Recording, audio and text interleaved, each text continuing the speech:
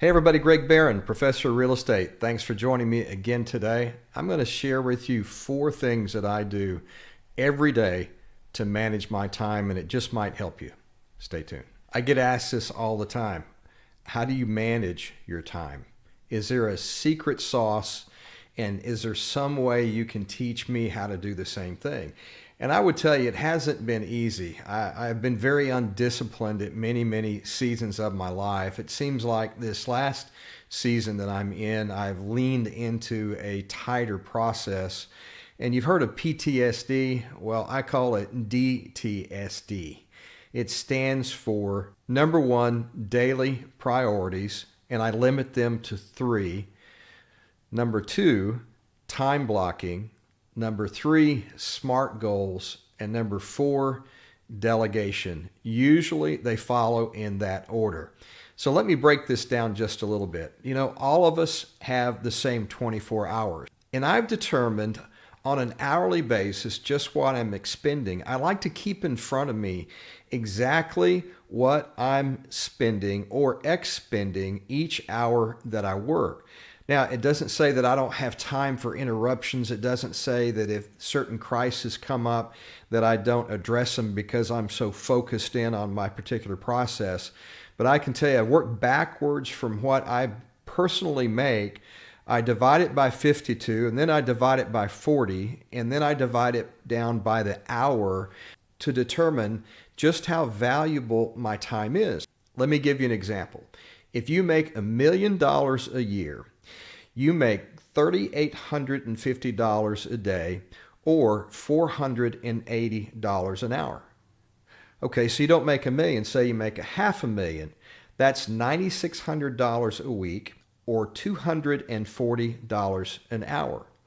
Maybe not $500,000, maybe it's $100,000. You make $1,923 a week or $384 a day. If you can start to determine just what your burn rate is per hour based upon what you make, you learn the value pretty quickly, and hopefully you're determined not to waste it.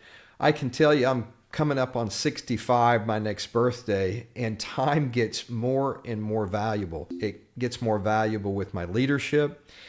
It gets more valuable with the time that I spend on my business and with clients. And it also gets more valuable with how much fun that I value in my life. So let's go back to the 4 things that I described. And you might be asking yourself, you know, I've heard some studies that if you write things down, you might not be as productive. You know, I've seen these Instagram posts where it says Jeff Bezos and Elon Musk don't write things down. Well, I can tell you the studies have proved that you are 42% more productive if you write down your daily, weekly, monthly, and yearly goals. Now think about that for a second. 42% more productive than the average Joe. Sorry, Joe, if you're out there. 42% more productive than the average person out there if you write down your goals on a daily basis. That's pretty staggering when you think about it.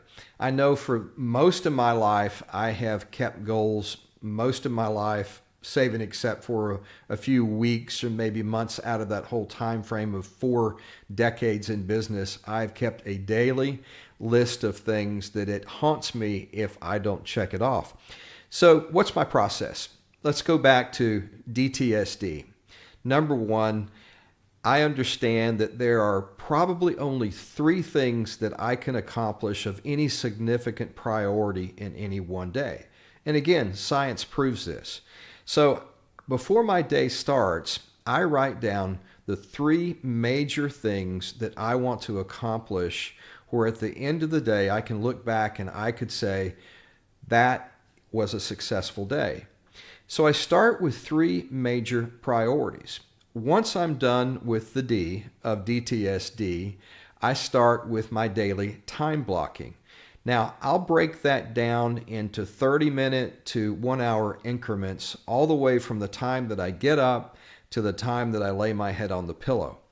Time blocking has been proven that if you continually push things into certain time frames and allocate times for those particular things that you want to do, you will accomplish more in your day. Now, you could say, well, that seems pretty anal at times. Where do you have time if you have a crisis or you have people that need to talk? Well, I actually incorporate those time frames into it, and I allow flexibility. Let me give you an example. I typically get up around 5:45 every day. Exercise to me at this age is non-negotiable. So my wife and I will get up, we'll drink our coffee, we'll get our bikes ready, and then we'll meet our cycle group at 6:20, and then we're off cycling for an hour to an hour and 20 minutes. If the weather's bad, we come back and we go to the gym. We allocate the same time frame, 5 to 6 days a week. So I start off by time blocking, and I use trigger mechanisms, by the way. I know when I tie my shoes in the morning that I'm fully committed. So the quicker I can get my shoes tied, the quicker I know that I'm going to be committed and I won't put my head back on the pillow again. Once that's done, we have a routine. We get to the office, and thus starts my day. Typically in the mornings, I usually have about 45 minutes to an hour of reflection just to finish out my daily priorities and to finish my time blocking. And most everybody in my office knows, when I get to the office, whichever one it is, give me a little space. Don't bombard me, because that's my reflection time.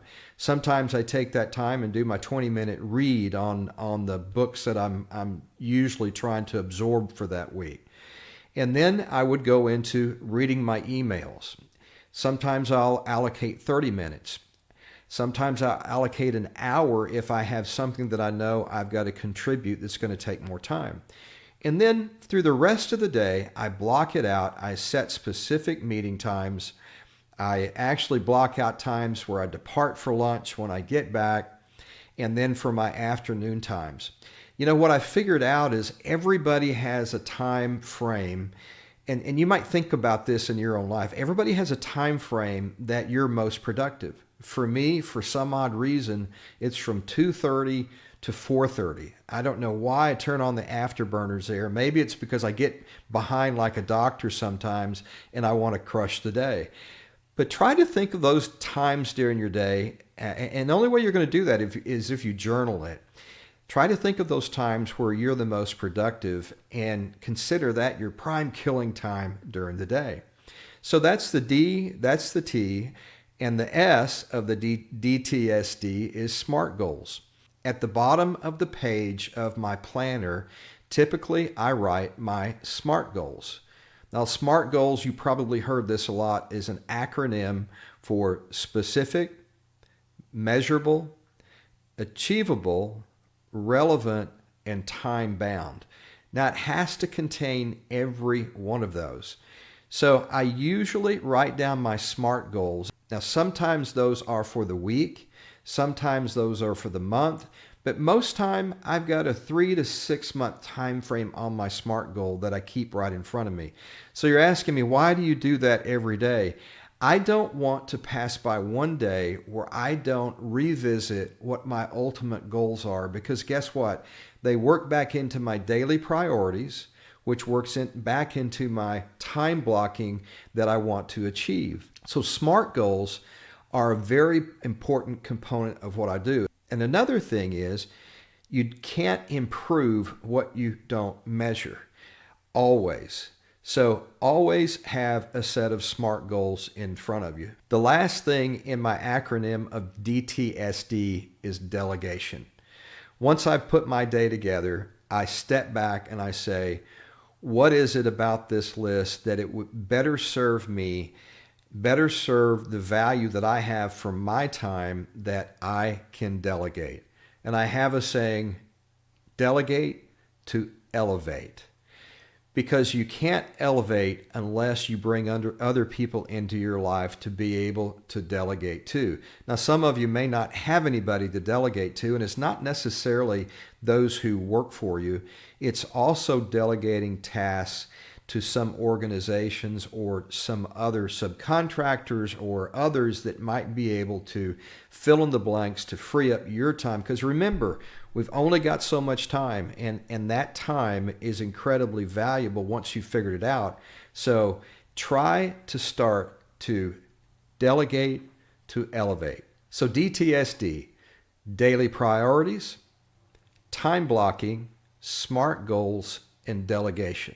It's been a pleasure being with you today. Remember, educate so you can evaluate, so you can ultimately execute to increase your own personal wealth. We'll see you soon.